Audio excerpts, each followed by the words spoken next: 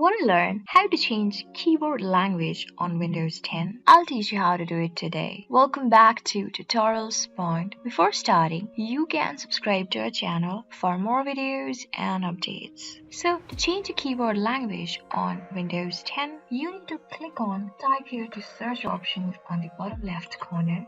Enter language settings on it. Click on Open option. As you do it, you can see the window display language, which is currently in English, and Windows features like Settings and File Explorer will appear in this language. But if you want to add a language to, you can click on Add Language and search for the language from around the world and click on any of the languages that you want to switch to, and then click on Next on the bottom left corner. As you do it, your language will be set with English to the next language. So this is how you do it. I hope this video is really helpful for you and I was able to help you. I am going to see you on the next video. Till then, keep calm, stay safe, and goodbye.